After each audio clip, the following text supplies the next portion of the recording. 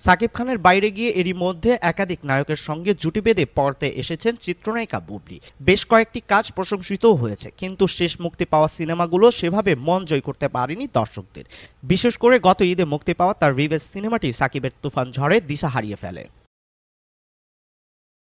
এরপর দুটি সিনেমা থেকে বাদ পড়ার খবর সামনে আসে, তবে সবকিছু ছাপিয়ে ঘুরে দাঁড়ানোর মিশনে নেমেছেন এই নায়িকা। তবে এবার দেশের নায়ক নয়, ওপার বাংলার নায়কের হাত ধরে আসছেন তিনি। জানা গেছে আসছে দুর্গাপূজায় ফ্ল্যাশব্যাক শিরোনামে একটি সিনেমা দিয়ে ওপার বাংলার ইন্ডাস্ট্রিতে অভিষেক হতে যাচ্ছে বুবলির। বিষয়টি নিশ্চিত করেছেন সিনেমাটির নির্মাতা রাশেদ রাহা। তিনি জানান, সিনেমাটিতে বুবলির সঙ্গে অভিনয় করছেন টলিউডের তারকা নির্মাতা কৌশিক গাঙ্গুলি ও অভিনেতা সৌরভ দাস।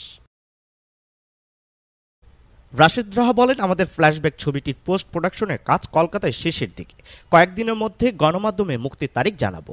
কাজ আরেকটু গুছিয়ে নেই। দুর্গাপূজায় দুই বাংলায় ছবিটি মুক্তি দেওয়ার পরিকল্পনা আছে, সেভাবে কাজ চলছে। যদি কোনো কারণে দুর্গাপূজায় ছবিটি মুক্তি দিতে না পারি, তাহলে পূজার 2 সপ্তাহ পর মুক্তি দেব।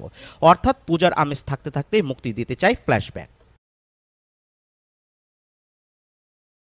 একটি সাইকোলজিক্যাল থ্রিলার গল্প তুলে ধরা হয়েছে সিনেমাটিতে। তবে বুবলি ছাড়া দেশের আর কোন তারকা অভিনয় করছেন সিনেমাটিতে তা এখনই খোলাসা করতে চান না নির্মাতা।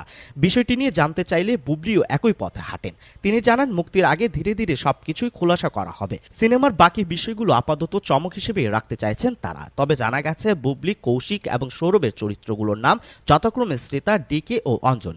এরই মধ্যে তাদের ফার্স্ট লুক প্রকাশিত হয়েছে, যা বেশ নজরও কেড়েছে দর্শকদের।